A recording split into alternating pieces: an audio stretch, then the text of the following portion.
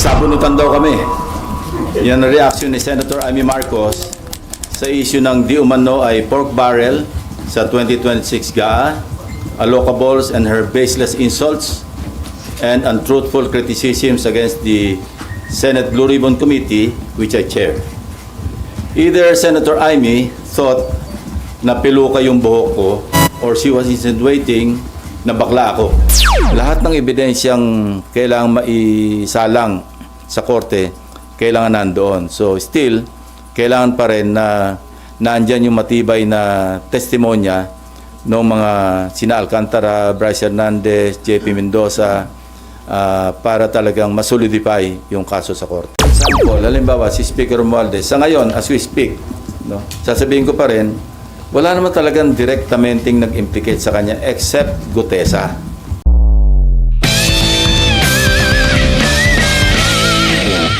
Afternoon edition of Kapihan sa Senado. And our second guest for the year 2026 is the Chairman of Senate Blue Ribbon Committee and Chairman of Committee on Accounts. Let us all welcome Senate President Pro Tempore Panfilo Ping Lacson. Hi sir, magandang hapon po. Ay, magandang hapon. Magandang hapon sa atin lahat. Happy New Year. Happy New Year, sir. Sir, una muna, tuloy na tuloy po ba yung nakaschedule na Blue Ribbon Committee on Monday, January 19? Yeah, mamaya. Anyway, may opening statement Okay, ako. sir. Pwede? Go ahead, sir. O, sige, okay. Magsabunutan daw kami. Yan ang reaction ni Senator Amy Marcos sa issue ng di umano ay pork barrel sa 2026 GAA, allocables and her baseless insults and untruthful criticisms against the Senate Blue Ribbon Committee, which I chair. Either Senator Amy thought na piluka yung buhok ko or she was insinuating na bakla ako. Kaya siya nagamo ng sabunutan. On both counts, I say nothing can be farthest from the truth. Una, hindi po piluka ang aking buhok. Idugtong ko na rin na walang peke sa mukha ko. Hindi rin pustiso ang ngipin ko. My teeth are all mine. Ulitin ko, walang peke sa anumang bahagi ng aking mukha. Pangalawa, lalong hindi ako bakla. At kung iniisip ni Senator Amy na bakla ako, wala siyang maaaring makita na macho dito sa mundo. Pangalawa, or anyway, please don't get me wrong, I have nothing against homosexuals. It is their choice and I respect them for that. But as far as I'm concerned, kahit hindi ako kagwapuhan, para sa akin, masarap pa rin na maging tunay na lalaki. At tulad ni Tito Soto at Kiringo Hunasan, macho din po ako. Lalaking lalaki. Period. End of discussion. On Monday, January 19, we will resume the Blue Ribbon Committee hearings to further clarify some issues surrounding the flood control anomalies. Hence, we'd like to know more about the so-called Cabral files. Not necessarily from Congressman Leandro Leviste, although he is most welcome to attend and participate in the hearing. In fact, we're also sending an invitation to the Speaker of the House of Representatives. But we prefer to get it from the original and official source itself, the DPWH, Department of Public Works and Highways. In this regard, we are issuing a subpoena duces tecum to Secretary Vince Dizon with the end in view of consolidating all the files, including but not limited to what the late Undersecretary Cabral left before she died, and which are confirmed to be in the possession of the department and which the Blue Ribbon Committee needs to further enhance our inquiry and investigation. Nag-usap na kami ni Secretary Vince tungkol dito last Monday at kung ano-ano mga files at dokumento ang kailangan namin. In relation to this, I received reliable information that former DPWH Secretary Manuel Bonoan deliberately submitted to Malacanang incorrect grid coordinates of thousands of flood control projects all over the country which form part of the Sumbong sa Pangulo website. This resulted in grossly inaccurate data involving some 421 ghost projects on previously inspected flood control projects earlier reported to the public by the said department, and which they are now trying to rectify by comparing the records in their multi-year planning and scheduling, or MIPS, MYPS, project and contract management application, or PCMA, and other related documents that remain intact and in the possession of the department. Second, we would like to clarify persistent reports that former Speaker Martin Romualdez had purchased a house and lot in a plush subdivision in Makati City using the Discayas as front in the said sale. If verified to be true, this could possibly establish a direct connection between the former Speaker and the Discayas. In this regard, we may invite the former owner of the property to shed light. This is what I'm advising Senator Amy Marcos. Noise does not convict. Neither does it indict even who may be perceived as the most guilty in the FCP or flood control project saga. Only evidence does. Kaya kung meron siyang mayaambag na ebidensya para madiin ang kanyang pinsan, sumali siya sa pagdinig. Walang pipigil sa kanya at walang magbabawal sa sasabihin niya o gagawin niya. We would also seek further clarification from the so-called BGC boys and what prompted reports that they have recanted or planning to recant their testimonies before the committee or any other investigating body. I also intend to clarify with former Yusek Bernardo the circumstances behind a failed attempt by former Chief PNP and now MMDA General Manager Nicolas Torre to take him under the custody of the latter and find out for what purpose. We will also issue subpoena to personalities who snubbed our invitations during the last hearing under pain of contempt and arrest by the Senate Sergeant at Arms. With all that said, I'm ready to answer your questions. Sir, balikan ko lang yung kay Senator Amy Marcos. How do you find yung ganong klase ho ng statement or reaction sa inyo naging pahayag bilang isang lawmaker? Well, nakakagulo, no? Hindi nakakatulong. Kasi unang-una, wala talagang pagpipigil o pagbabawal na ginagawa. Particularly ang chairman o sinong miyembro ng komite na nag-aatin ng hearing. Sino kami para magbawal sa kasamahan namin? No? So talagang masyadong insulto sa integridad ng Senate Blue Ribbon Committee. Sa amin lahat, for that matter. Even to herself, kasi member siya ng Blue Ribbon eh. Hindi nga siya nag-a-attend, so paano niya masasabi na pinagbabawalan siya o sila? So, anong intention niya? Sirain yung credibility ng investigation ng Senate Blue Ribbon Committee? Hindi ko alam, kasi even earlier, di ba marami siyang sinasabi sa inyo na may babaliktad. Hindi ko alam kung bakit ginugulo niya. No? I think you better ask herself or her, no, regarding that issue. Pero napakababang level po ba yung mga statement o yung mga term na ginamit niya bilang sagot ho sa inyo? Ayoko na mag-comment. Una-una, hindi, non-answer naman yung kanyang sagot eh. Hindi naman niya kinonfront yung issue. No? Sa halip, nililihis niya at anong mga issue pa ang kanyang sinasabi sa pagtugon doon sa naging usapan o usapin. And then dun ho kay House Speaker Martin Romualdez, sino po yung may-ari ng biniling property na naging front ho ay ang Discaya? I'm trying to arrange a meeting with her, and kapag may liwanag na, kasi narinig ko rin na parang willing siya mag-testify. Yung may-ari, sir? Yung may-ari, yung dating may-ari. Para talagang, at least, pwede nating paghanapan o magsimula ng investigasyon tukol sa direct connection o direct link between the Discayas and the former speaker. Pero mag-attend na ho this coming Monday yung may-ari ng property? Sinasabi ko, nag-arrange ako ng meeting sa kanya at kung sasang-ayon siya na mag-attend, papadala namin siya ng invitation. Sino po yung source ng information na... Marami. Marami nagsasabi niyan. So ito na po yung pwedeng maging direct link at baka yung hindi... simula, para may pagsimulan yung kung sino man yung gusto mag-imbestiga. against former Speaker Romualdez? Not necessarily against, but to shed light. Bakit ganun ang connection? Para pagkatiwalaan mo yung isang contractor na nasa sangkot sa, sinabi ko na to, 207.5 billion pesos na kontrata mula 2016 hanggang 2025. Napakalaki. So Sir- kung merong connection, dapat na maliwanagan natin kung bakit ganun kalakas ang tiwala para ipagkatiwala mo yung pagbili ng isang house and lot sa isang subdivision, sigat na subdivision sa Makati City.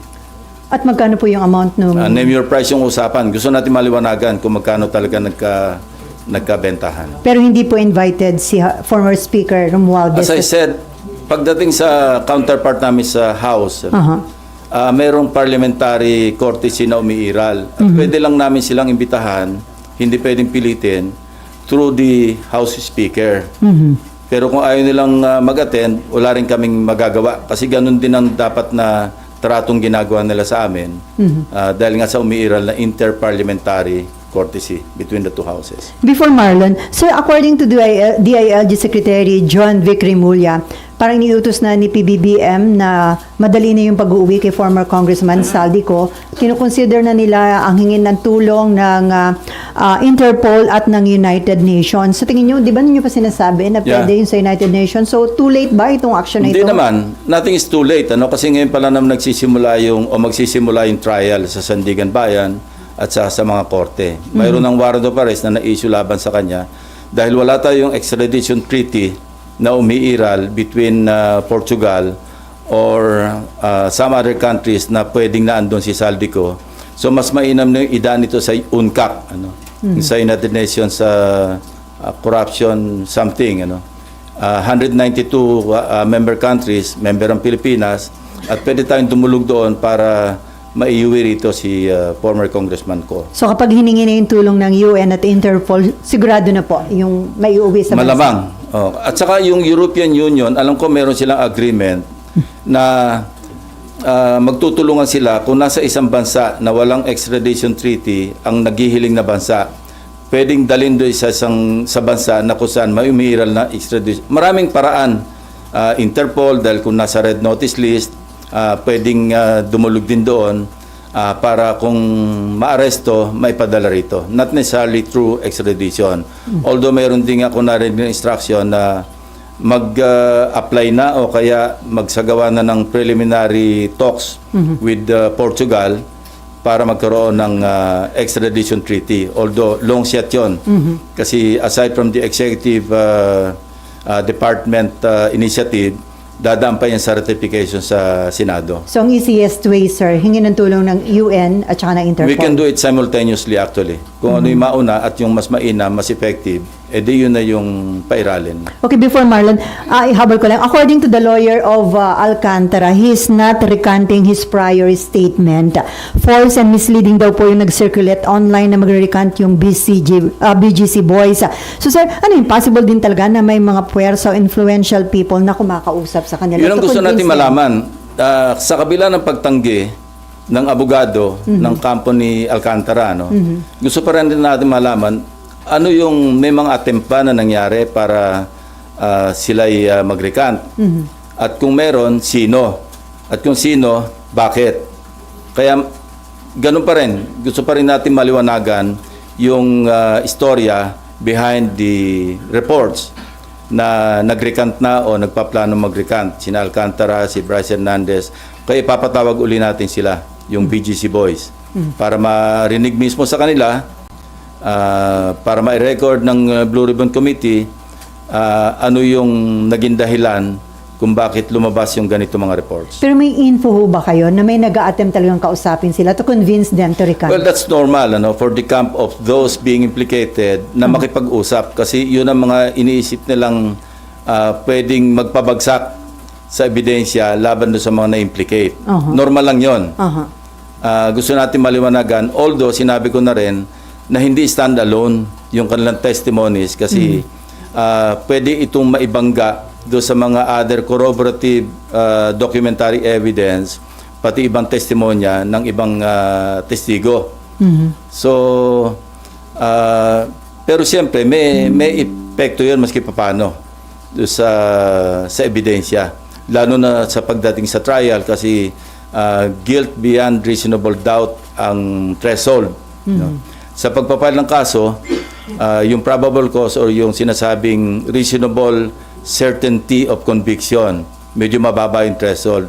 Pero pagdating sa husgado, napakabigat nun. Guilt beyond reasonable doubt ang kinakailangan. So, lahat ng ebidensyang kailangan maisalang sa korte, kailangan nandoon. So, still, kailangan pa rin na naandyan yung matibay na testimonya ng mga sina Alcantara, Bryce Hernandez, JP Mendoza, para talagang masolidify yung kaso sa korte. At sila nandito pa rin, sir, sa Senate custody. Nandiyan pa rin nila. sila, oh. So kung meron man nakikipag-usap, possible ba yun kung nakadetain sila? Hindi naman kailangan direktang kausapin sila. Pwedeng sa Lawyer to lawyer. Okay, Marlon, and then Amean. And then Amor.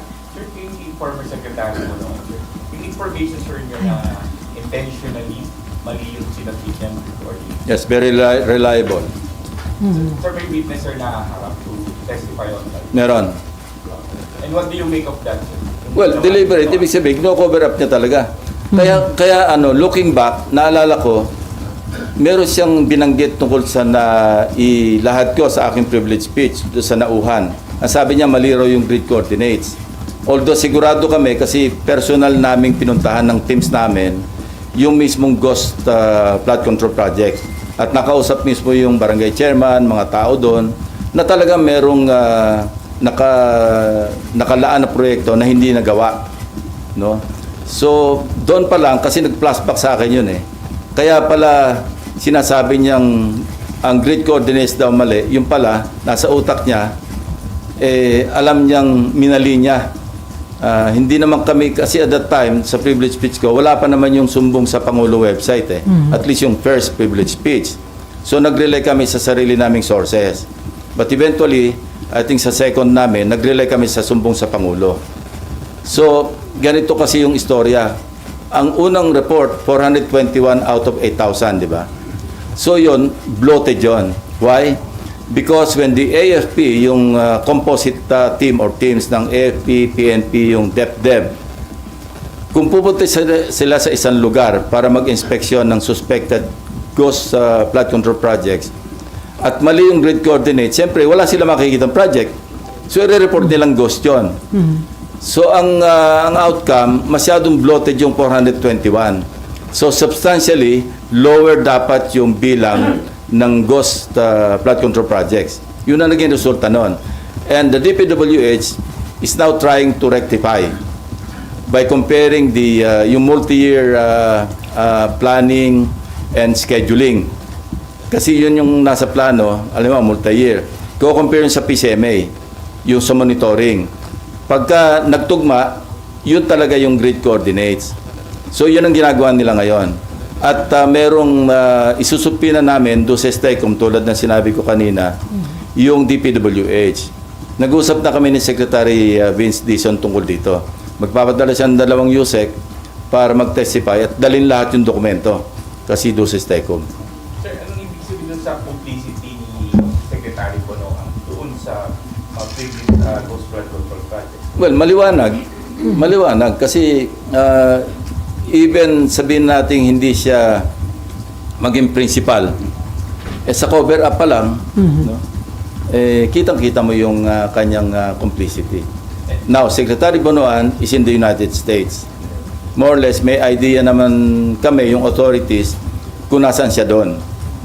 And minomonitor naman siya ng ating embahada ron. So, kung may lalabas na warrant para sa kanya, and kasi papadala namin siya ng subpina. At siyempre, hindi siya makakarating, makokontempt siya at pa-issue din namin ng warrant. Even in the absence of a judicial warrant, we can request the proper authorities para maibalik siya sa Pilipinas. Sir, may criminal liability na tingin nyo yung sa pag-cover up niya? Hindi lamang doon, kasi sabit na nga siya, di ba? In-implicate na siya ni Bernardo eh.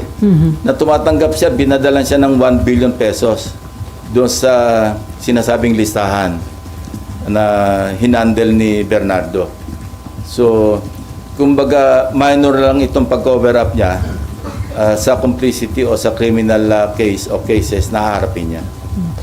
So Sir, sa halip na makipag-cooperate, nag-submit pa siya deliberately ng incorrect. Well, that's part of misleading Malacanang. Kasi yung sinabit niya sa PMS, yun nga, incorrect.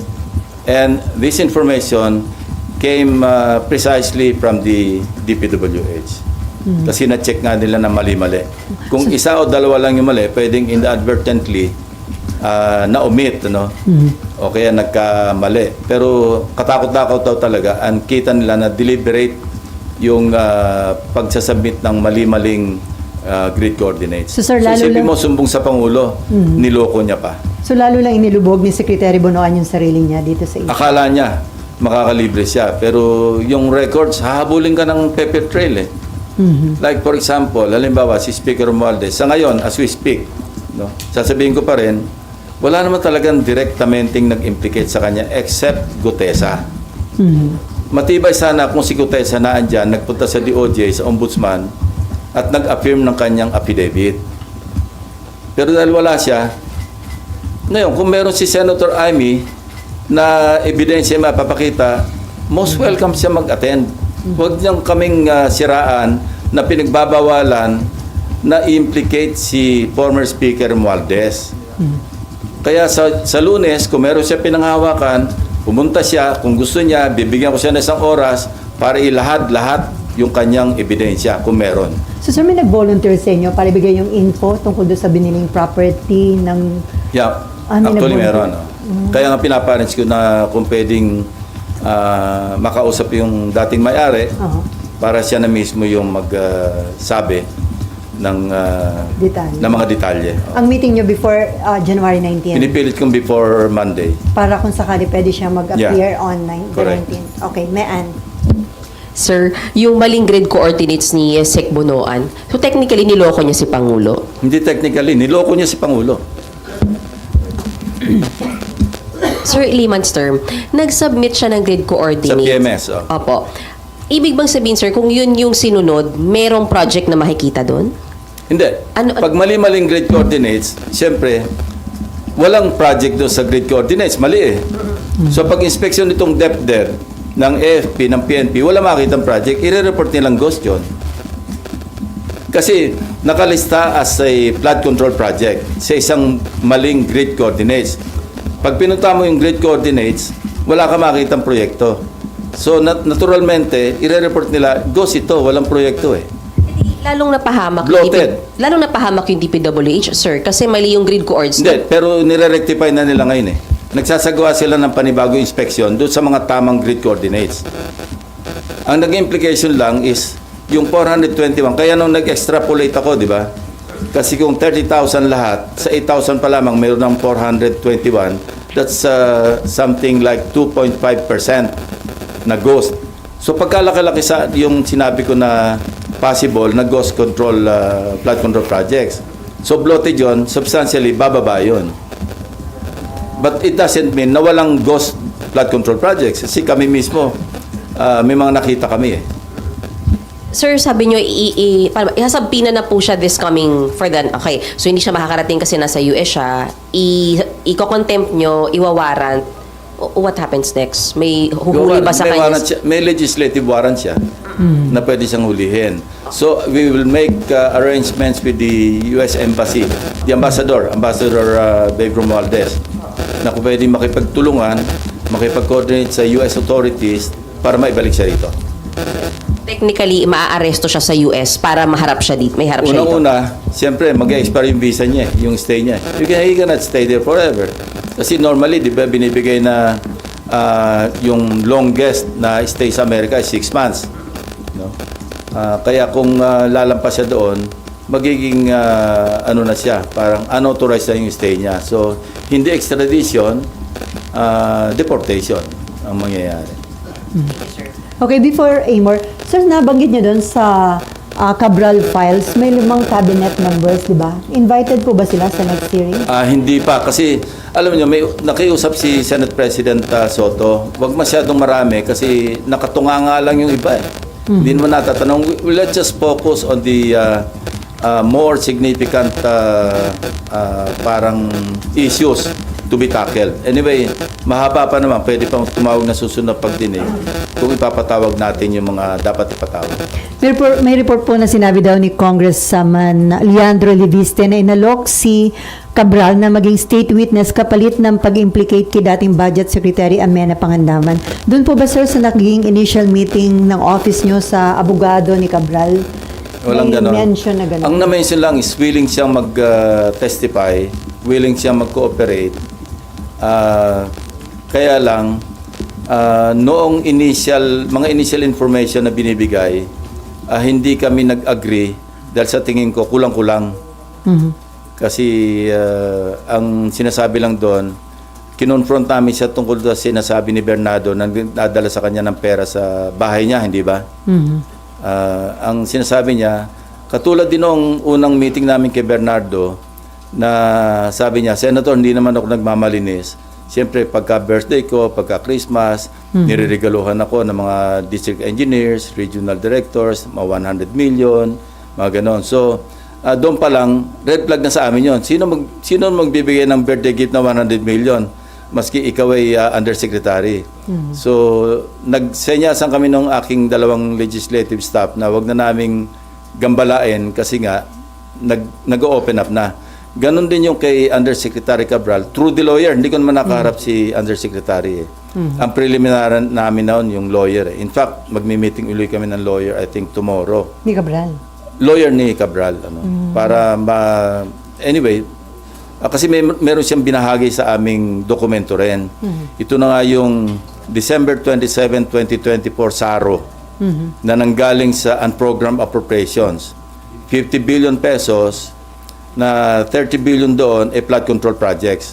At doon sa 30 billion pesos worth of flood control projects, katakot-takot ang ghost. So, galing kay Undersecretary Cabral, kasama yun sa isusupina namin doon sa STECOM, sa DPWH.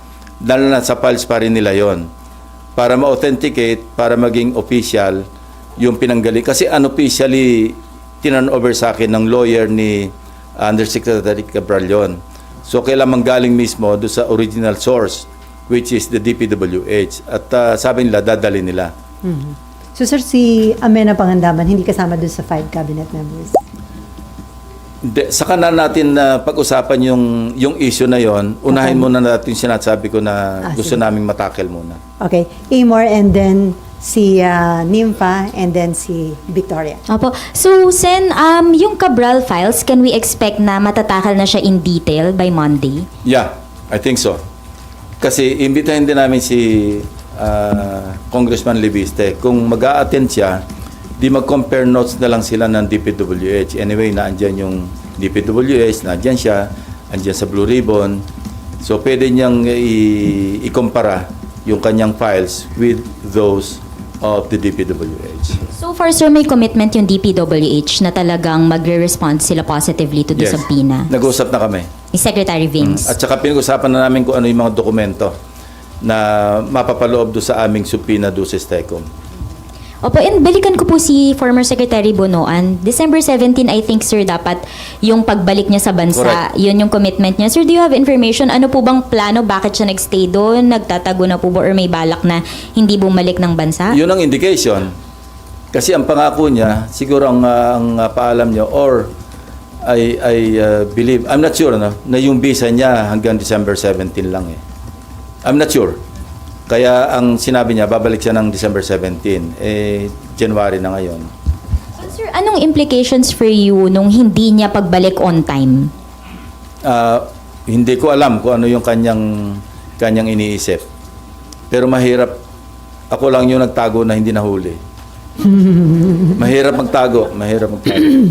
And balikan ko rin po si former Speaker Romualdez. Sir, kung mapapatunayan na yung connection niya with the Discayas, I think ang nabanggit po ninyo ay ginamit as front yung Discayas sa pagbili ng property. Ano po yung implications naman dun sa kaso ni Romualdez? At the very least, yung direct connection or link niya with the Discayas. Kasi hindi lang ganun. Hindi naman siguro nag-ahente si Discaya. No?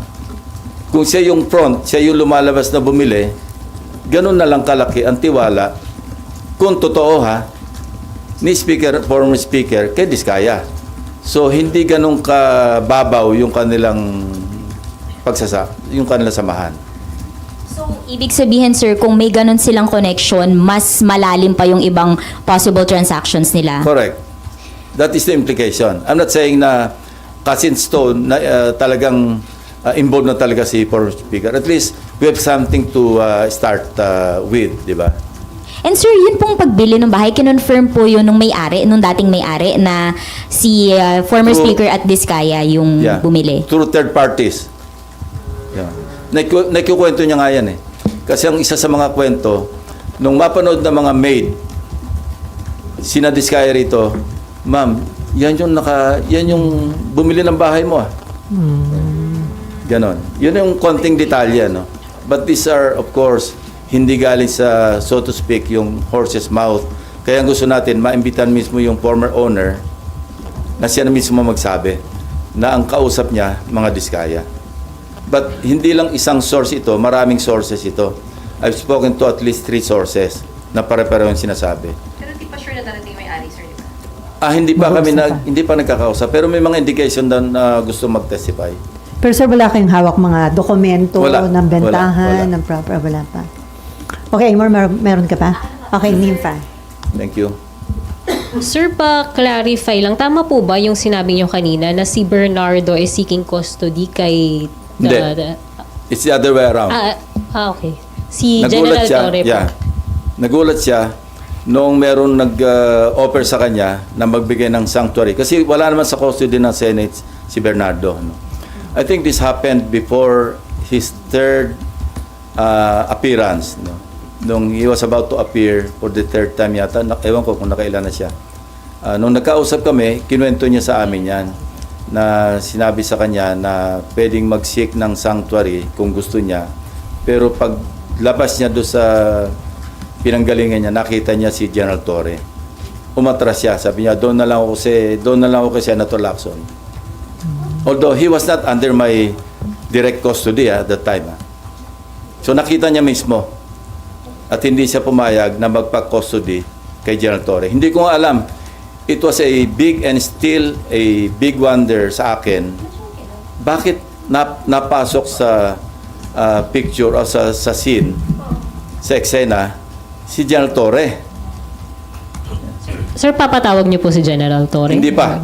Gusto mo natin marinig kay Yusek Bernardo. Although nasabi niya na sa akin yan, hindi niya palang na-testify. Pero nasabi na, hindi lang sa akin, kundi sa harap mismo ng aking mga kasamang abogado. At meron din siyang kasama noong naikwento niya. Nagulat nga rin ako. Hindi na GPNP si General Torre. Hindi na, that time, hindi na. Hindi pa rin siya Kaya nga, MMDA. sir, anong authority niya para... Hindi ko alam. Hindi ko alam. Pero sir, may nakausap niya kayo or na-communicate kay General Dinolunteer Torre? ni Yusek Bernardo sa amin yung information. Okay. Nawaglit lang sa isip ko na i-pursue yung angulo na yon. Kasi ang dami nating inaasikaso pa mga issue at that time. Now, it just occurred to me, kasi naulit-uli yung usapan na yon doon sa aming meeting last Monday. Hindi ko na sabihin kung sino mga kausap. One of them, si Secretary Vince Dizon. So, Sir, kailan yung nangyari yung insidente? Yung nag-ano? more or less, before yung last appearance niya eh. Yan. Yung ano, sir, yung Third na yata yung appearance niya na yun eh. yung before nung parang may, ano yun, supplemental, ano siya, testimony? Yeah. Yung huling-huli, bago yung huling-huli, between the second and the third, kung third yung huli. Sir, kung doon sa mga BGC boys, nagkaroon ng issue ng possible na pag-recant, pagdating kay Yusek Bernardo, ito determinado na talaga sa kanyang testimony. Kasi just like Henry Alcantara, nakapirma na siya ng MOA eh. So, wala Meron na siyang atrasan commitment. yun. Well, anytime pwede mangyaring umatras, pero anong mahihitan la? They are applying to be State witness. state witnesses or at least ma-discharge sila pagdating sa korte na maging state witness. And halimbawa si Alcantara, it won't make sense na mag-recant siya kasi nakapag-restitute na siya eh. Di ba initially, ilan yun? 100 million. Tapos nagdagdag pa siya ng another 7. Anyway, paano siya magre-recant? Ano yung sinuli niya? So mababaliwala yung kanyang panibagong statement at ma-expose pa siya sa another kaso na perjury. Kami mismo sa Blue Ribbon, we can initiate filing of perjury charges against him. And since na ipasa yung RA 11594 noong 2021, ito yung principally authored by the Senate President Soto, tinaasan yung penalty. Naging prison mayor, no? Indeterminate sentence na 6 years and 1 day hanggang 12 years. Depende sa gravity ng offense. Kung may aggravating circumstance, pwedeng umabot hanggang 12 years. Tapos kung government official, perpetual absolute disqualification. May multa pang 1 million. So sir, on Monday, meron bang surprise witness? Depende. Pag ako nakita nyo, hilig nyo maghanap ng surprise witness. Pero may mga bagong witness. Bago na lang. At tingnan natin, actually, itong mga surprise witnesses, ito yung nakapagbigay ng mga bagong information, di ba? Na actually, minsan nakakagulat na hindi natin ine-expect. So, let's see kung meron. Kasi between now and Monday, we have a few days more, di ba? Okay, Daniel. Si Victoria yata. Victoria muna pala. Sorry, and then Daniel. Sorry, Victoria. Nalimutan. Sir, sorry, babalikan ko lang yung tanong ni Mayan. Yung sabi niyo po na nagbigay ng maling coordinates si Secretary Bonoan, tapos ang lumabas mga parang ghost projects. Pero yun nga, hindi ba makakasama lang din lalo sa DPWH yun? Kasi nadagdagan yung ghost projects. So ano yung gusto niyong i-cover up? Nadagdagan yung... Hindi, ang kino-cover up niya kasi somehow, meron siyang complicity sa mga ghost flood control So nililigaw niya para ma-weekend yung teorya na may mga or masira yung kredibilidad na yung mga ghost flood control projects talagang ghost. Nakita mo yung logic, di ba? Na kasi pag pumalpak ka sa mga 3, 4, 5 ghost, ibig sabihin, wala yung sumbong sa Pangulo website, hindi reliable yan. Wala yung credibility ng mga ghost, mali-mali yan, hindi talaga ghost yan. Probably, ganun lang naisip ko na motibo niya. Bakit niya ililigaw? At that time, he was still a member of the cabinet. Kaya nag-flashback sa akin yung interview sa kanya na hindi, yung sanauhan, mali yung grid coordinates yan. Paano niya nalaman? Yung pala, nasa utak niya na talaga na minali niya yung sinabit sa sumbong sa Sir, Pangulo. Alam na ng Pangulo na... Probably, kasi alam ng DPWH I think the President was already briefed in this regard.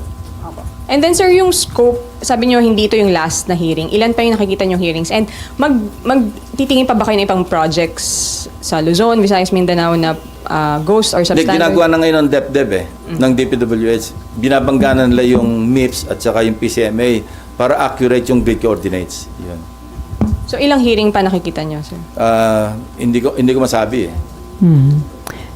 Pero before the resumption Gusto of na namin i-wind up kasi it's taking too much of our time. Kasi meron pa kaming political dynasty. Kasi sa Electoral Reforms Committee yun naka-refer, nakapag isang hearing na gusto namin tapusin.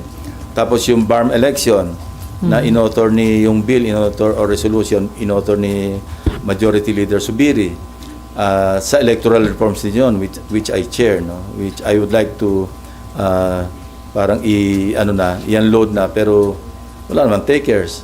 So yun siyempre magko-committee hearing din kami doon Pero may partial report na ba? Dina-draft. Mahina itong mga staff ko. Sabi ko before mag-break noong December, tapusin nila Ngayon wala pa. Wala, nakatingin lang sa akin, walang tumatango. Meron pa. Sir, sorry, lalabas po ako ng flood control. May patanong lang po yung colleague ko, si Karen De Guzman. Ano lang po yung reaction nyo raw sa sunod-sunod na involvement ng mga pulis sa mga krimen? And meron kayong panukala, sir, na pagbabago sa disciplinary machinery ng PNP gawing parang AFP at PCG, isusulong nyo po ba ulit? Yes, yung paghihiwalay yung bibigyan ng more teeth, more power yung IAS. Kasi ang IAS ngayon parang adjunct lang ng PNP na hindi talaga truly independent. Yung Internal Affairs Service. Ang susi kasi dyan, disiplina Tapos ako, when I was PNP, isa lang naman yung parang pinaka-baseline o pinaka-importante. Leadership by example. Pag yung Chief PNP hindi tumatanggap, meron siyang moral authority na sabihan yung kanya mga tawag kayong mangotong, huwag kayong mag-commit ng crimes. So, ganun lang yung sekreto. And, alam nyo, si General Tates used to be my aide-camp. He was then a lieutenant, inspector at that time, kasi hindi pa nababago yung rango. And alam niya yung style ko noon as CPNP. And I hope he, with the assistance of the DILG Secretary, pagtulungan nila talaga i-disiplina yung police. Kasi ang inuna ko nun talaga yung tawag ko, ICU. No? Inept, corrupt, and undisciplined police officers. ICU, ang tawag namin doon. So, sir, ipa-file nyo ba uli yan? May ipa-file kayong... Kung hindi ko na i-refile, ipafile ko ulit. Okay. Para talagang maging batas. May institutionalized. Thank you po. Okay, Danielle. Where is Danielle? Danielle. Yung BGC Boys, kasi di ba, isa sa mga unang binakbakan yung... Hindi naman binakbakan. Pero sir, kasi parang nagiging track na nila, parang witness na eh. So, tingin nyo ba dapat off the hook na? Or No, dapat pwede silang mag-state witness doon lang sa particular na mga cases na kung saan nag-testify sila. Pero kung mayroong mga susulpot pang ibang, kasi ang daming projects ito eh, na hindi saklaw doon sa kanilang pinapasukan, ina-applyan to be state witnesses, hindi sila state witness doon. Hindi ba? Kasi sila yun i-implicate. Depende yun sa DOJ, depende yun sa korte. So, wala pa rin silang lusot sa iba. At saka hindi naman guaranteed na pag nag-apply ka, siguradong tanggap ka. Pwede kang mag-suffer ng ibang consequences na ma-shorten lang yung jail term mo through plea bargaining. Nag-restitute ka, pagkatapos umamin ka, pwedeng sa halip na mahaba yung jail term, babaan, okay, bigyan ng probation, yung mga ganon. Ito yung parang sinabi ko sa kanila nung nag-uusap kami tungkol sa pagiging state witness. Ito yung mga options. Pwedeng hindi kayo makulong kasi discharge as a state witness. Pwedeng makulong pero mas mababa yung, or pwedeng masintensyahan pero under probation. Hindi na kayo makukulong. Okay, before Mayan and Camille, sir, dun sa latest Pulse Asia survey, lumabas na bumaba na yung tiwala ng publiko na may makukulong at mapaparusahan na mga big fish.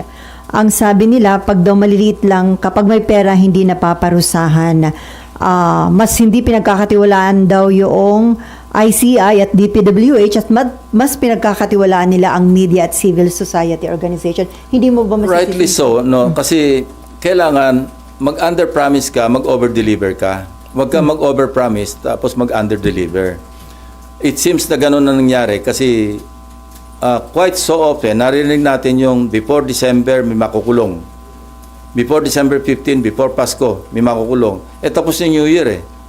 So sa perception, siyempre, ng tao, may mangyayari ba talaga rito? Kasi nag-promise ka, hindi nangyari, maski pa paano, bababa yung expectation, bababa yung trust.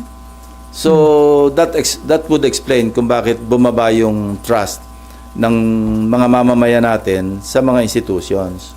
Pero sir, sa tingin seryoso pa rin naman yung administration. Very serious, very serious.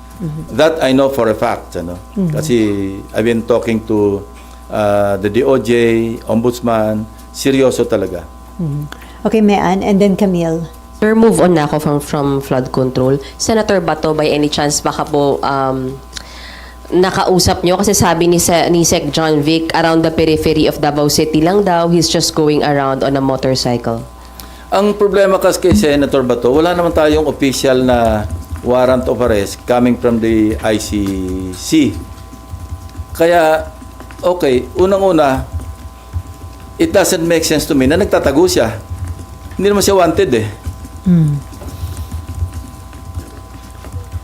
I don't know, nasaan yung warrant? Ando lang, sinabi niya sa atin na mayroong warrant, pero wala tayong nakikita. Unless, si Senator Bato mismo, nakita niya yung warrant of arrest niya. Kaya siya nagtatago. But as far as you, me, or I, are concerned, wala tayong alam na mayroong warrant of arrest eh. So, mali yung diskarte na hindi na siya nagpapasok sa Senado, na wala naman talagang tangible na warrant. Kung ako siya, papasok na muna ako. Bakit? Wala naman ako warrant eh. Ngayon, kung talagang, unless positive siya talaga na meron siyang warrant, diskarte niya na yun. Diskarte naman ng law enforcement na hanapin siya. Kasi I have no moral ascendancy na sabihin sa kanya mag-turn over siya yung sarili niya. Kasi ako mismo nagtago. Yun ang tinatawag na moral ascendancy. Kasi kung ako noon, hindi ako nagtago at nag-surrender ako, sasabihin ko sa kanya, mag-surrender ka. I cannot tell him that. Yan ang nga sinasabi ko kay Senator Amy. Magkaroon ka ng moral ascendancy bago ka mamuna. Bago ka mag-advise. Sir, wala nang communication, hindi na po kayo nag-try since yung last year na. Hindi ko siya ginrate ng Happy New Year At saka Merry Christmas. Nakalimutan ko Pero, Gigirtin ko siya ng belated. Pag sumagot, sabihin ko sa inyo. pero mukhang aware po yung DILG dun sa whereabouts niya dahil according to DILG Secretary, nasa Davao lang, di ba? Nagmumotorsiklo with friends. So, ibig sabihin, If I were with law enforcement, hindi ako magte-telegraph ng mga information. Kung may intention ako na i-pursue, na hulihin. Unless nagdi-disinformation yung authorities. Alam nila kung nasaan, sinasabi nila kunwari nasa Davao para maging kampante. Ginagawa ko rin yun ng araw. So, ang advice nyo, pumasok na muna dahil wala pa naman palang arrest warrant. Kung walang malinaw na may darating na arrest warrant, pumasok na muna siya, sayang din yung boto niya sa mga bill, sa mga resolutions. Okay, Camille and then Marlon.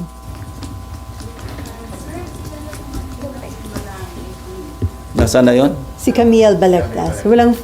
Nasa ng microphone. Ayan. Sir Camille Balagtas po. Sir, alam naman po ng marami ever since ng panahon pa ni GMA, masyado kayong critical pagdating sa corruption. Personally, sir, kasi naging police din po tayo and yung inyong is corruption in the Philippines primarily a failure of laws, institution, or political will? And which one worry you most today? Lalo po, masyadong putok na putok yung corruption everywhere. Ang mas nakaka-worry yung naging kultura. Naging kultura na Parang is no longer an exception. Parang nagsisimula kasi yan kapag wala napaparusahan. So, siyempre, nakikita ng mga sumusunod na, lulusot naman tayo So, it's a combination of all the factors that you mentioned, actually. Sir, where should accountability begin? Malacanang ba? Congress? Leaders. Mga leaders dapat magsimula yung responsibility at the very least Yung accountability doon lang ito sa mga nagko-commit ng krimen o kaya ng corruption. Dapat maging held accountable at talagang magkaroon ng logical conclusion. Otherwise, pamamarisan talaga Alam nyo, with all the yung mga brickbats, mga criticisms na tatanggap ni Congressman Libiste, pasalamat na rin tayo na merong Congressman Libiste na at least naglalahad ng mga nalalaman niya na lumalabas talagang maski sinong tamaan, maski mga kasamahan niya. I'm not referring to Kiko Barsaga, ibang level naman yon. At least si Congressman Leandro Libiste, being raw, very raw, as he is as a politician, hindi yung para makapag-put on the spot sa mga iba't ibang personalities. Wag na yung may motibo siyang political. The mere fact na meron siyang sinishare sa media, sa atin, at least merong vanguard, merong parang deterrent na merong isa na talagang magsasalita come what may. Anyway, on the side lang ito. Nag-message nga sa akin si Senator Legarda. Sabi niya kung pwedeng ma-advisean to at least calm down a little. In fact, nag-arrange ka ng meeting si Congressman Libiste with me. And yun ang request ni Senator Legarda kasi nga dumadaing daw sa kanya, bakit si Senator Lacson ganun din naman ang ginagawa, bakit ako ganitong katindi yung balik sa akin. So ito yung pagiging raw na hindi niya alam yung laro sa politika. Na siyempre pag bumabatikos ka, mag-expect ka rin na babalikan ka. Not necessarily totoo yung binabalik sa iyo, pero ilalagay ka rin sa position na maging defensive ka. No? Ako, I've stayed long enough sa politics to understand na mangyayari talaga yun. But Congressman Leviste, that's why, somehow, my heart goes out to him, ano? Lalo nang dumaing, umiiyak daw kay Senator Legarda. Bakit ako? Bakit ganito yung paninirala sa akin? Alam ko, Senator Ping, dumaan din siya sa ganyan. Pero mas matindi raw yung balik sa kanya. So, sir, may intention na patahimikin si Leviste? Well, from several quarters, why not? Kasi nga, siyempre, tinatamaan sila. Di ba ganyan din ginawa sa akin ni GMA? Hanggang sa talagang nag-fabricate ng kung ano, Ador Mawanay, no? Ginawa akong money launderer, ginawa akong drug lord. Ganyan, part ng ano yan eh. At that time, kasi neophyte din ako noon, I could not understand. No? But now, looking back, naintindihan ko na. Yung talaga yung laro eh. So, may schedule kayo na meeting with Congressman Leandro? Hindi pa na-schedule, pero noon pa yan eh. Noon pa nagre-request ng meeting. Dahil nag-worry si Senator Nangingi lang ng Loren. advice. Oh. Not through Senator Loren. Direkta naman siya. Meron naman ng number sa kanya. May number ako sa kanya. Kaya... Okay, Leandro. Wag yung bara-bara. At sabi ko na rin kay Senator Loren na parang i-telegraph niya ng konti. Wag yung araw-araw nasa TV siya. Kasi di ba nakakaumay din. Okay, Marlon. Sir, initially, yung binabanggit niyo na 421 ghost projects, or less than that, initially, sir, may figure kayo nun kung magkano? Hindi, sila yun eh. Doon nang galing eh. Kaya nag-extrapolate ako sa 30,000 kung 2.5% ang ghost. Tapos inequate ko sa total amount na mga flood control projects. Doon lumabas yung pagkalaki-laki numero. And I remember, I recall, during the hearing, di ba kinonfront ko si Undersecretary Bisnar? And parang very reluctant, tentative yung kanya sagot. Hindi diretso. Yung pala, at that time, he already knew na merong ganong pangyayari na mali-mali yung grid coordinates. Kaya hindi siya makasagot ang diretso nun eh. Di ba umabot kami sa 471 kasi sabi niya may nadagdag pang 50-something. Pero very tentative ang sagot niya noon. Nahalata ko yun eh. Bakit hindi sa definite? And I know him kasi being a former police officer himself, na nakatrabaho ko. Alam ko, iba yung niya, hindi siya yun eh. When he was answering my question during the last hearing. So anyway, this will be clarified, as I mentioned earlier, sa Monday. Kasi sabi ko, mag-ready ka because I'll ask you these questions. And you should be prepared with all the documents. And he and Secretary Dizon said yes. So alam na namin, tukoy na namin kung ano yung mga dokumento. In fact, the others, yung ibang dokumento, in advance na nila. But I want them to testify on the authenticity of those documents. And sir, yung previously ko sir, yung mga interviews sa mga Diskaya, they were saying the same thing. Meron kaming projects na mali yung grid coordinates nyo. Do you think coordinated pati yun, yung pag-cover up na yun? Hindi ko alam. Although, yes, I remember, may sinasabing mali yung grid coordinates. Although ako, I will maintain na yung case studies namin, yung 6 na nakuha namin mga ghost projects, eksakto yun. Kasi hindi lang naman isang source ang pinanggalingan ng grid coordinates. Kinuha rin namin yung grid coordinates, hindi lang sa sumbong sa Pangulo, kundi sa DPWH website mismo. Kasi open source naman yan eh. Alam namang i-research ng mga staff ko, yung sa open website, yung grid coordinates ng particular projects. Kasi may project description eh. So sa amin, tumbok namin, pag sinabi namin ghost, at least sa privilege speech ko noon, privilege speeches, alam namin ghost. Kaya with conviction yung delivery ko noon ng privilege speech. Sir, last question from Amor, pero bago kay Amor. Sir, some lawmakers o congressmen are planning to file impeachment complaint against the President and the Vice President. Pagdating to sa Pangulo, do you think marami pa rin siyang kaalyado at pwedeng hindi makalusot? No, ako, I cannot comment on that kasi pag na-transmit sa Senado yan, maging trial judge ako eh. So, ibabalik sa akin yan pag may sinabi ko, nag-comment ako tungkol sa impeachment, Pangulo man, Vice President man, o kung sinong impeachable official, babalik sa akin yun eh. Baka mapa-inhibit ako. Sayang naman yung magiging boto ko for or against, no, the respondent. So, I'd rather not comment pagdating sa impeachment, particularly or especially ng Pangulo at saka pangalawang Pangulo. Pero according to Senate President Soto, in case makarating dito sa Senate, sabi niya, action-nan niya yun forthwith. Yun ang nasa Constitution eh. Oo. So makakaasa ng taong bayan na ma-actionan forthwith yung articles of impeachment. Yung kasi nasa Constitution, shall act forthwith, di ba?